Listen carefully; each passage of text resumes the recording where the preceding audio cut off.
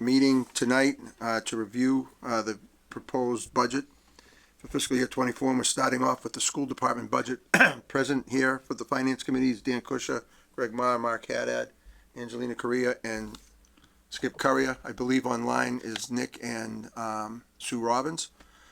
Is there anybody else online that I'm missing? Victoria. Oh, thank you, Mary.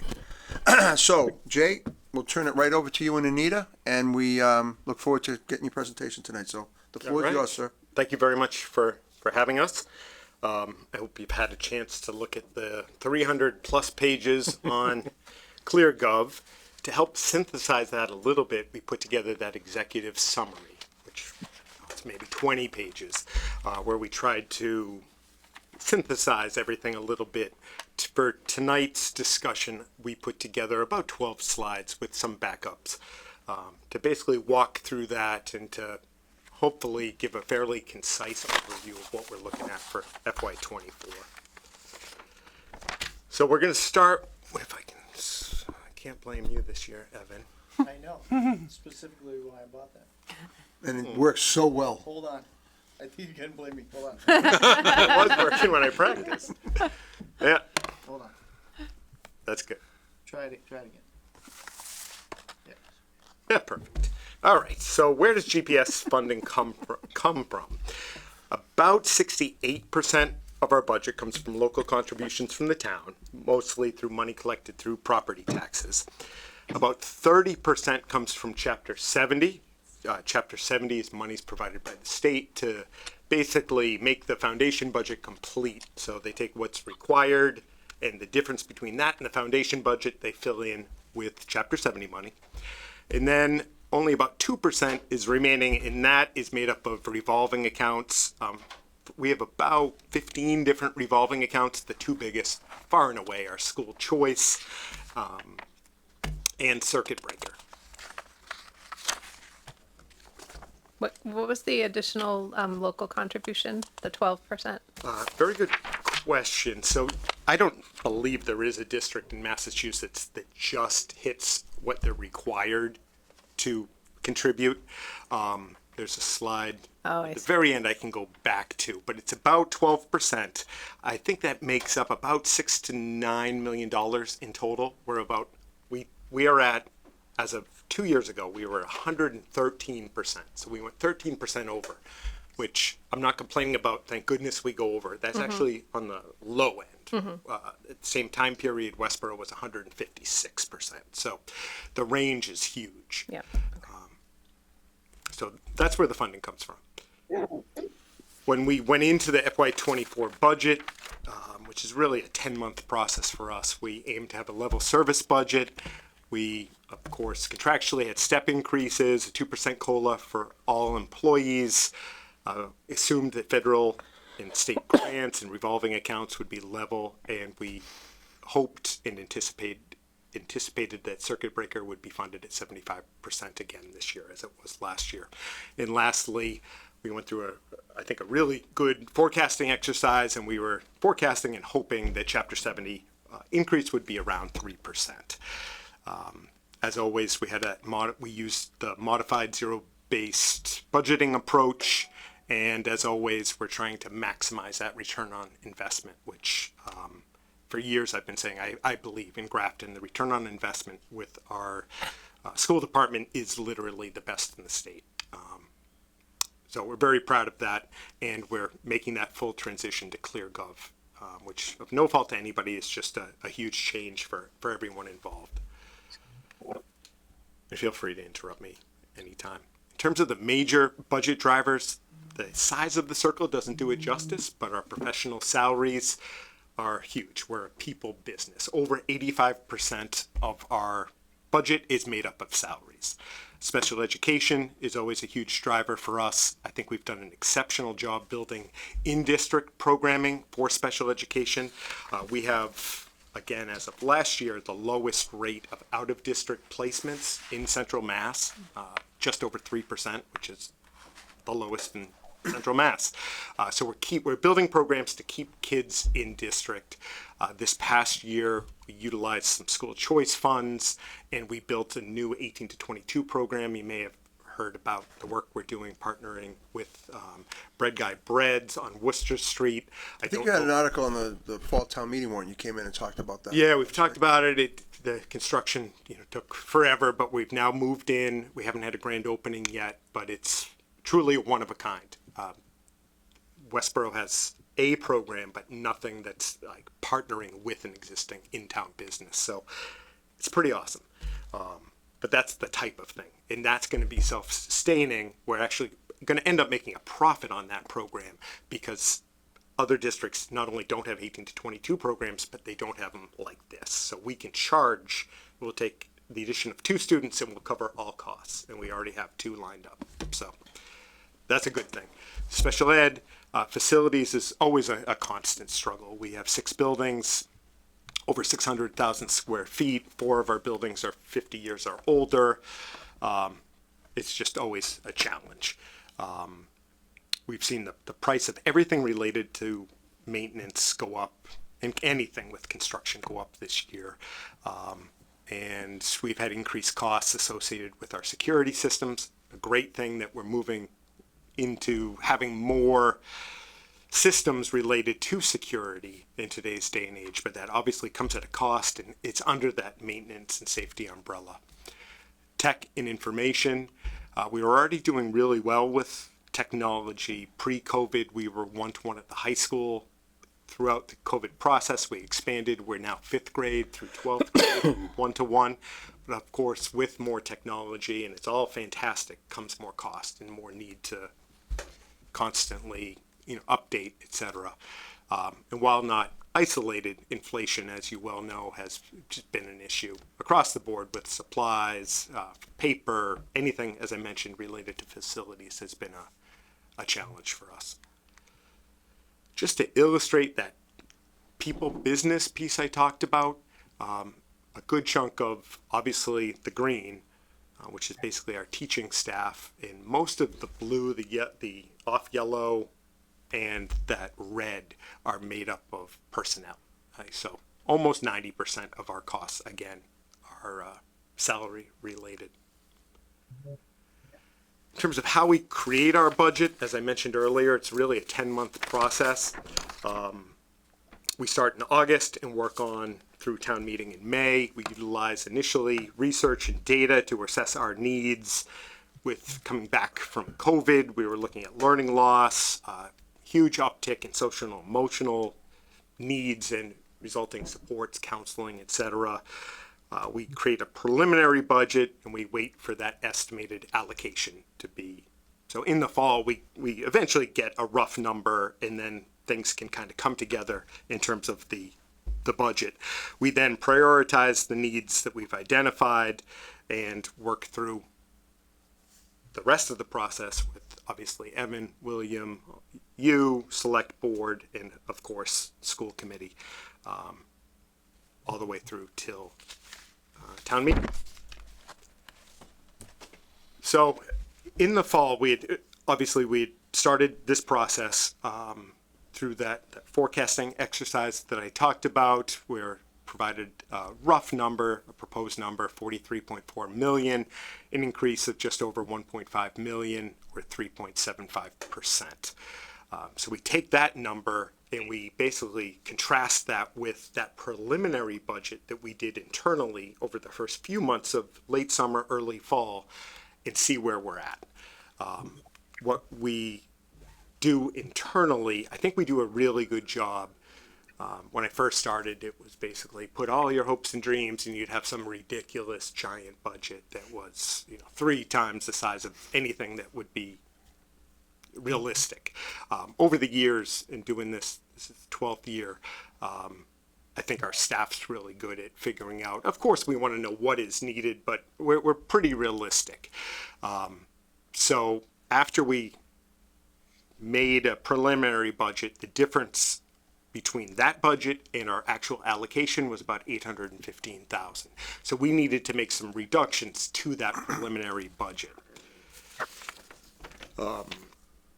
And while I love, obviously, never to have to reduce, that's just not a reality. I don't believe, I'll run through them, but I don't believe any of these reductions to that preliminary budget will disservice students or staff in any way or limit our ability to provide level services for FY24.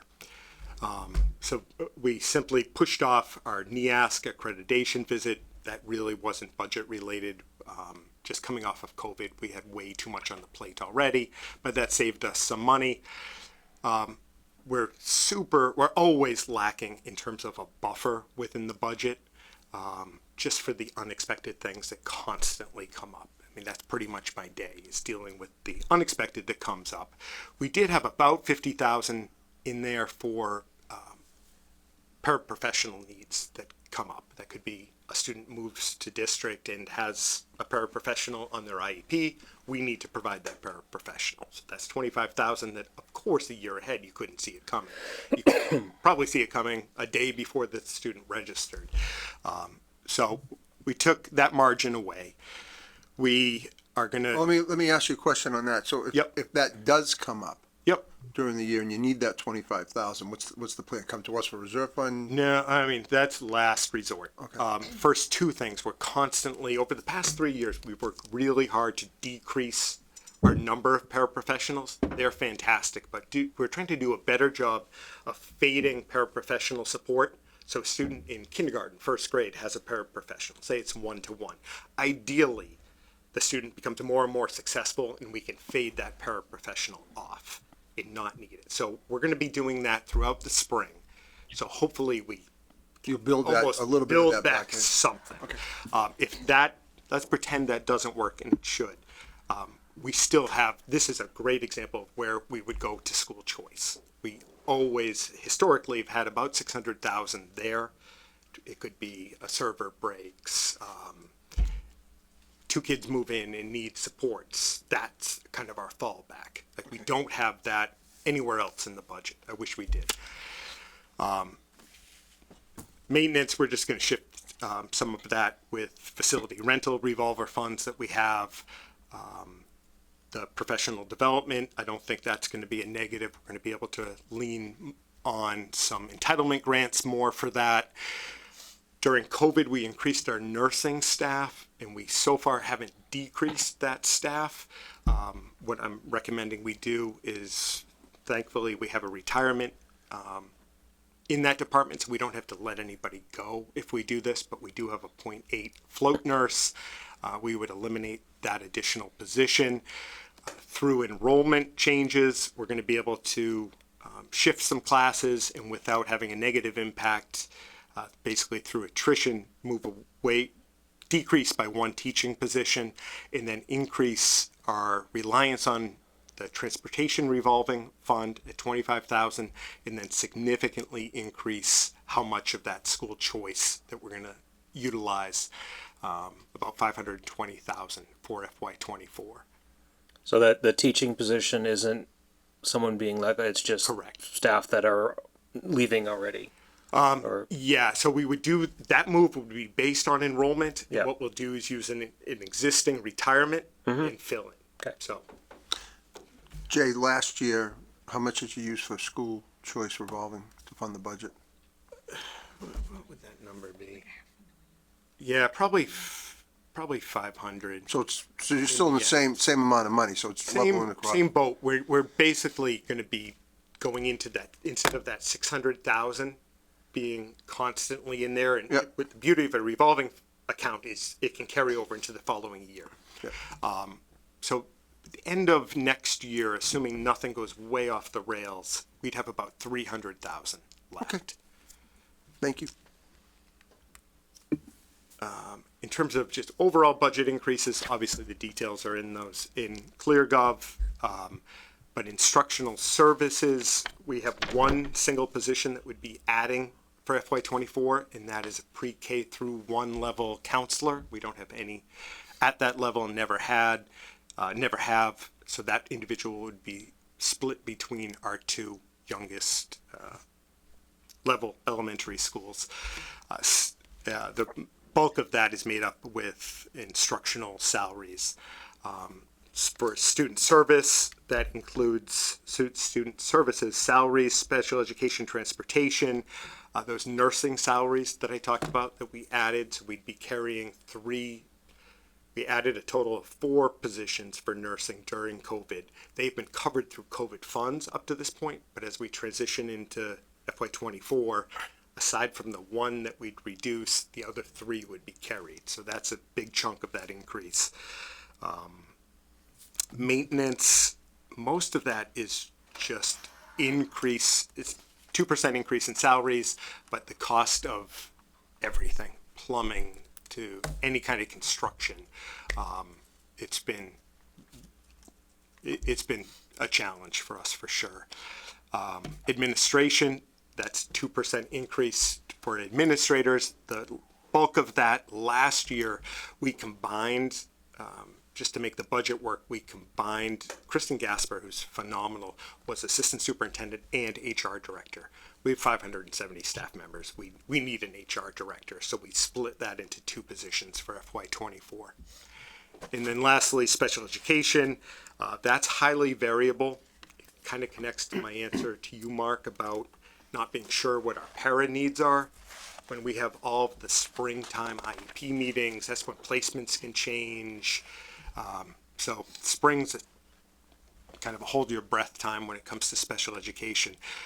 Right now, that increase of 148,000 is almost entirely an increase in tuitions. So a couple placements, and then all out of district special education tuition rates are going up by 14% next year, which is significant. So what's next? Over the next few months, we continue to look at our staffing needs and programming. Kristen Gasper is working diligently with all of our principals to see if we can basically streamline our schedules even more than they're already streamlined. We're, with the type of return on investment we get, we're very good at that, but she's trying to squeeze it even more to see if we can pull out any efficiencies that might help us. Obviously, we're going to wait and see what happens with the revenue projections, and eventually they'll turn into actuals. We're going to update things as we go. Anita's done a wonderful job getting a handle on ClearGov, but almost every day we're working to just go in and polish things and make it really make sense. So that's been great.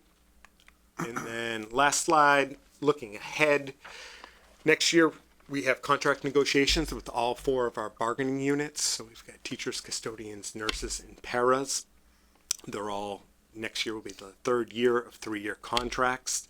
And capital funding, as you know, is always a huge need and issue. Evan and William have been fantastic in terms of we're seeing more capital monies than ever before. But again, we've got 6 schools, 4 of them pretty old. And a lot of square footage. That's, if we get between historically 250,000 and say 750,000, you really end up addressing the emergency issues and can never kind of get ahead of it. So that's always a worry. Well, we did our ADA compliance audit, I think it was last year, maybe the year before. In total, it was roughly $2 million in suggested upgrades in terms of ADA compliance. So that's always on our mind, on top of the 15 million plus that we already have on our capital needs list. Is there anything going on in the schools? I know you have, what we talked about the other day about, what, $100,000 or $300,000 or something set aside for, no, $100,000 set aside for ADA compliance. Is there anything that we should be doing that you would need more money, that you're worried that we're not doing for handicap access and ADA? Evan and I have talked about this quite a bit. He's well aware that any additional funds that came in through capital or otherwise, we would put towards ADA compliance. So I take it that 100,000 is for the most dire situation? Yeah, it would probably be our a few bathrooms. It's not going to get you very far, unfortunately, but bathrooms, plumbing, I've been saying for 12 years is always in it. You don't really see it because it's behind the walls for the most part, but I mean, 50, 60-year-old buildings are obviously not inherently or naturally, if you will, ADA compliant, and What is our plumbing's oldest, an issue. what is our oldest school building? North Grafton? I can give you that. It's actually, it's in that executive, Yeah. the thing. Grafton. North Grafton. North Grafton, 65. Yep. GMS is 63, North Street is 56, and South Grafton is 50. So are we thinking, might as well put it on the table now, are we thinking we're gonna need to replace North Grafton soon? Are we looking at MSBA? Are we talking about any of that? Space-wise, no. My worry, and I haven't talked about this directly with the school committee, so with that said, my worry would be with the level of funding that we have, and not just the schools, everybody, with obviously limited capital funds, and we're only able to do kind of emergency stuff. 280,000 of what we have this year is going to replace a fire panel, like the original fire panel at North Grafton Elementary. It's a miracle. Well, it doesn't even work, and that's the problem. But that doesn't help a kid in a wheelchair. It doesn't make the air cleaner. It has to be done, but we're doing a lot of those projects. We can never seem to get to the roof projects. Almost every school has roof issues in Grafton, and probably everywhere. So eventually, if you don't get to I know at my house, if I only do the bare minimum, eventually it's all going to come to a head. And my worry is we either invest in the somewhat near future and avoid that, or wait till things really start to fall apart. And then it's, of course, we didn't see it coming, but we are seeing it coming. But it would cost X to repair versus look to build. But I want to be crystal clear. I couldn't be. Evan and William have been fantastic. Oh, no, in I providing understand that. We've had great capital funding, but again, you can look at the list. There's nothing that puts us ahead. Like, no way. Yep. All right, I'm sorry. I know I was done. I can Okay. take any questions you have. Do you have questions, Skip? Angelina and I and Victoria had the opportunity to sit down with Jay and Anita the other day, and we went through this pretty significantly, and he answered all our questions. So I'm very comfortable that the budget that the school superintendent has brought forward will maintain services within the district, which is good. It'd be nice if we had that $815,000, but we know that's not a reality. But I think he's done a good job putting together an operating budget to maintain the services and the education values for our children here in Grafton. So congratulations, great job. Go ahead, Dan. So with the bread guy program, Yep. you mentioned that bringing in 2 out-of-district students will cover the cost for the whole program. It seems odd to me. Not complaining that we're bringing in money that way, but it seems odd that 2 students from out of district would cover all the costs. Is that an amount that's set by like the state for out of district placements, or is that? Are we No, setting that? it wouldn't be. That wouldn't be through school choice. That would be students that we tuition in. And when I should have been more clear, I'm glad you're asking this, Dan. I don't mean cost of all of the staffing, et cetera. The costs that we invested, let's say $100,000 into the physical remodeling of that space, Okay. the purchase to get up and running was So a pretty the good one-time investment. cost. Correct. Okay, But got it. definitely not ongoing. Okay. But depending on the needs of the student, we would expect to bring in annually. That's a year-round program, so probably 30 to 50,000 per student. Okay. And right now our numbers are good. Even if we bring in 2 students, we only have 7, and we probably have a capacity for about 12 students there. So Do you market that, or is it just word of mouth that people know that you have this program? we have the 2, and they're not in the program yet. Just 2 districts that have reached out. There's a real need for high quality 18 to 22 programming. We haven't really marketed yet. Like our big goal for the last few months was to get up and running. I don't believe we have any bread yet, but I know he's working his tail off to make that happen. We're going to have a grand opening. Once we get rolling, we would probably market. But I think initially, if these 2 do work out, that would probably.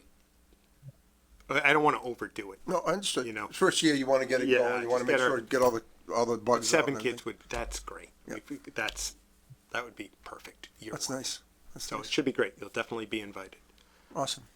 So just confirmation. So this budget is basically there's a couple reductions in staffing due to need, they're due retirement. There's one increase Yep. in the counseling at the That's right. K-1, but everything else is pretty Correct. much the same. Yes. Okay. Sue I have- or Victoria? I just have to say, Jay, I'm happy to see that the North Grafton and School and South Grafton School is going to get their adjustment counselor. I thought that was a really important position that we needed in this school district, and I'm happy to see it there. Thanks, Sue. Victoria, Heather, do you have any questions? All set. No, I'm all set. Usually we like to give you a hard time and Yeah, quiz you, I was but ready for it. you're so Randy, so I didn't have organized. to do anything. I know you're so Ask her something. you're so organized, and you put together you just put together a really really good budget. And spending the time with us the other day, really appreciate you It taking was time out to helpful do on that. our end for sure. Yeah, thank you for that. Yep. So I guess my question, one of the things that came up, and Angelina and Greg and I had the opportunity to talk to Evan later that morning. We talked about next year and what the fear is going into next year. You have 4 union contracts up. That is a significant issue in terms of negotiations. So good luck to you in doing those negotiations. We know, and we talked about this, that school districts are out there having a hard time right now. There are a lot of strikes. I think Tewksbury was one, and was it Hudson was the other one, or something like that. So there's a lot of issues going on out there. And we're going to be going into a pretty tough year next year, and we're probably towards the end of what we have left for override funding. Evan, looking at next year, what's your thought process in terms of available funds? And I'm going to guess that the 3.7% increase that he's doing this year, the school department's doing this year, is not going to be anywhere near sufficient for next year. So what are we doing in terms of projections and looking forward? What's our thought process? Actually, Jay and I've met about this a couple of times, and most recently, pretty much right after you guys left. So you threw us something. Yeah, basically. No, so looking at where we're headed, I feel that we'll be able to get through fiscal 25 without needing any additional funding. Jay and I looked at the forecasts. We looked at the forecasts of where the school department thinks that they'll be, where the town feels that it will be. We don't have any, on our side, any growth really lined up for fiscal 25, which helps a little bit. And we also talked quite a bit about the conservative way that we're building revenue. And so knowing that our revenue surplus is not gonna be what it's gonna be at the end of the year, right? We think that there's sufficient room in there to get through 25. And when the town voted the override back in 2020, Yep. we had hoped that it would get us through fiscal year 25, and it appears, just based on what you're saying right now, even with the major year he's got coming up next year, you think we got the revenues to get us through next year? Yeah, I do. Mark, can you have them take down the, what's on the page there for looking ahead? So we can see everybody. Oh, sure. Thank you. Yep. There you all are. Hello. And Dan's here twice. Dan, you just like to be in 2 places at once, don't Oh, you? and Heather's here too. Wasn't earlier. All right, so does anybody else have questions of Jay and Anita while they're here?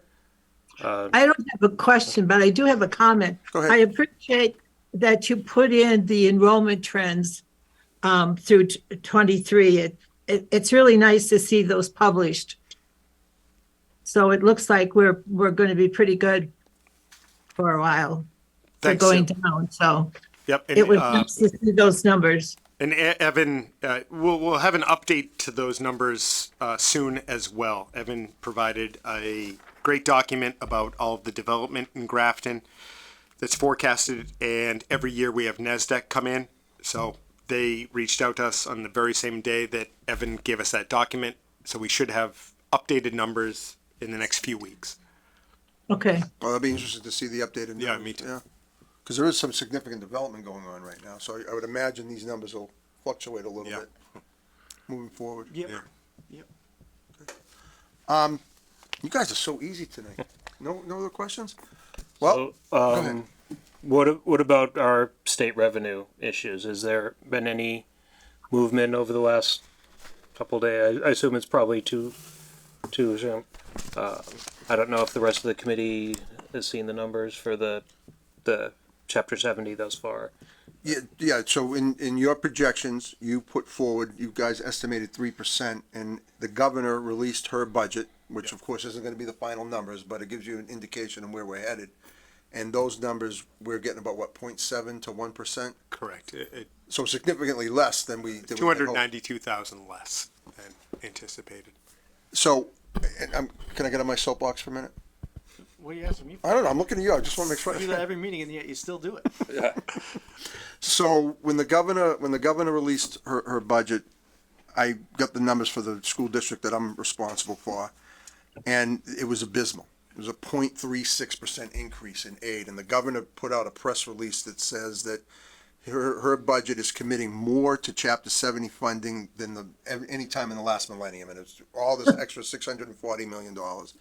When you dig down and you look at the numbers, it's like 93% of that money is going to 106 of the districts in the state. The remaining $41 million is being split among 212 districts, including the town of Grafton.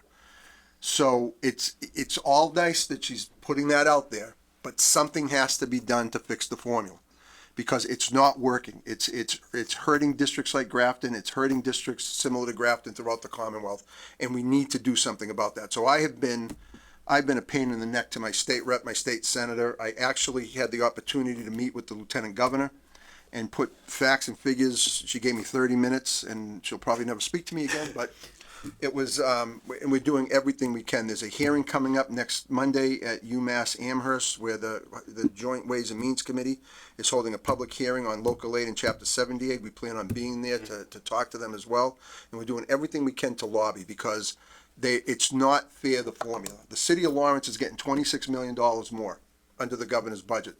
That's great. City of Lowell's getting $39 million more. Grafton's getting $103,000. Groton Dunstable's getting $68,000. It just doesn't make sense. So Lexington at Yeah. 2.5 million. Yeah, I looked at What? Wow. last Wait, year's how does that increase work? was They have, I think it's because of Metco that helps them with the formula. I don't know. I just So- saw that. so last year our chapter 70 increase was about 11 million 11% if I did the math did. right, and this year it's 0.7, and that's just There's gotta be a consistent way. You know, your minimum education, the minimum funding requirement in my school district went up $1.1 million, and they gave us $68,000 towards that. It just doesn't make sense. Something has to be done. So we're gonna do everything we can to push the numbers, because, you know, if they just gave you 2.5% every year, right? Because that's Proposition 2.5 on what you have, you would be in a great position. Yeah. But, you know, I saw a document that came through today. You had 2 outlier years where you got 11%, and the average has been less than 0.7% every year for the last 15 years. It can't Brutal. continue to do that. You know, every once in a while they throw a bone at you, and it's, oh, hey, here's 1.2 million, and next year we'll give you 100,000. Your costs are going up. The formula just doesn't work. So you have my commitment that I'm gonna do everything I can to fight that, and I don't know, you know, I don't know if it's gonna work, but the more people that say something, the better it will be. So I'll get off my soapbox now. Thank you, Evan, for letting me have that time. Mark, Yes, go ahead. how many times they've looked at that formula so many times and nothing really changes? They keep considering Grafton a wealthy community. I know, but they can't, they do consider Grafton a wealthy community, but it's just not right, because Grafton contributes more in state aid than they're getting back. You know, more in taxes to the state than they get back. Something's gotta give. You wanna help the city of Lawrence, you wanna help the city of Lowell, yes, those cities need help. But, you know, give Lawrence 25 million instead of 26 and give us more money here, right? So, I don't disagree with you. I'm just not as hopeful. I know, 'Cause I've heard this so many times, I know. you The know? numbers just, Yeah. the numbers are awful. The numbers are just I awful. think the finance committee should have our representative and senator into our meetings to discuss this. I think that's a great idea. I'd love to sit down with a representative and a state senator and talk to them about this, because they need to hear. And you know, the cities have the most representation, understood, but they can't forget about the towns like Grafton. They can't. So, go ahead, Dan. If I could very briefly put my soapbox next to yours, Welcome. it's this idea of a wealthy community is nonsense. Towns are not homogenous. There are, every time that we have to do an override, there are some people who can easily afford it. There's a lot of people who can afford it, and then there's other people who can't afford it. And this idea that Grafton doesn't need more assistance because Grafton can afford to raise taxes, that drives us toward more homogenous communities. And I'm not confident, I'm not optimistic that anything will be done to change that perspective that these formulas are and kind of education funding in general is done through. But I feel like that's a huge problem in the perspective that people come to this with, that we think of, well, Grafton can afford to pay a little more. Well, not everybody in Grafton can. So it's unfortunate. And our only driver of income is property tax. Right. And they base, from what I remember last time I looked at the formula, it was primarily based on income, which doesn't help us at all. It doesn't. So, It doesn't.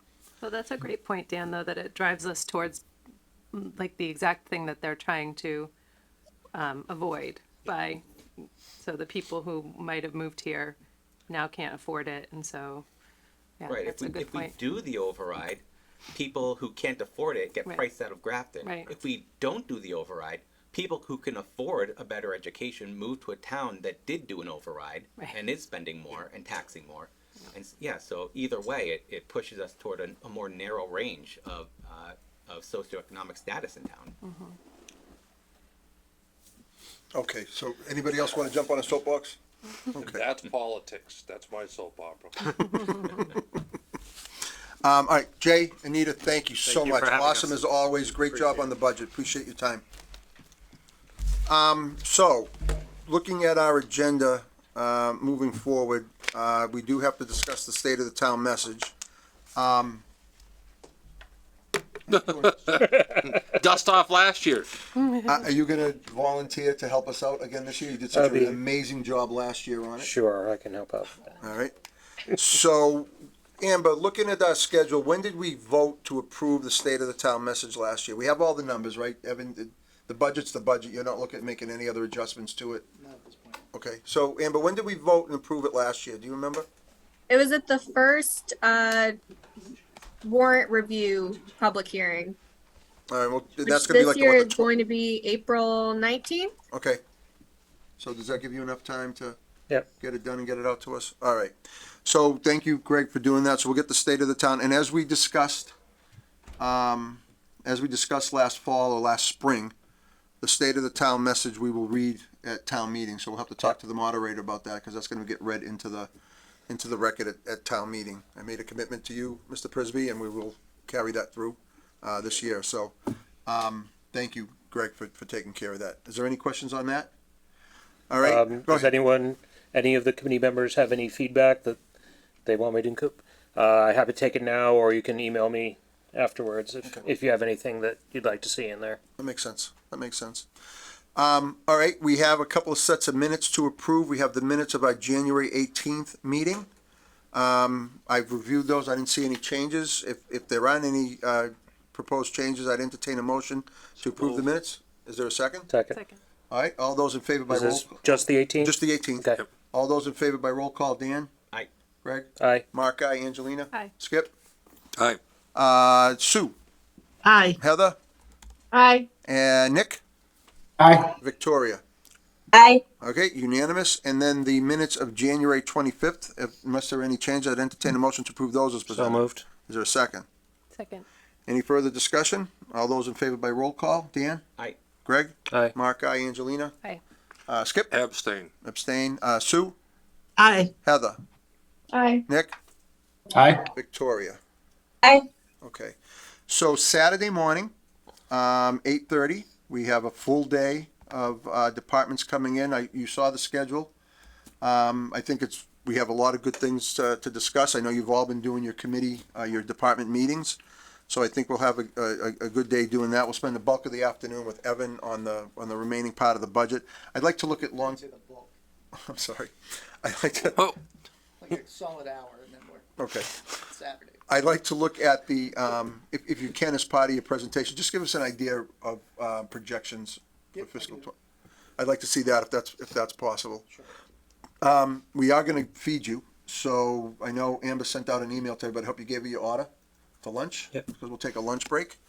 And, is anybody, you're not gonna be here Saturday, right? Is there anybody else that's not gonna be available Saturday? So we should have 8 of us here? Okay. All right, any other questions on anything going on? Just Go ahead. one comment related to the correspondence. Bylaw study committee has been making good progress. So we've been talking about how we want to do the proposals for fall town meeting, and we had talked about possibly 1 or 2 motions for some overall sweeping changes just to normalize wording and like Mass General Law references and things like that, and a couple things on posting requirements.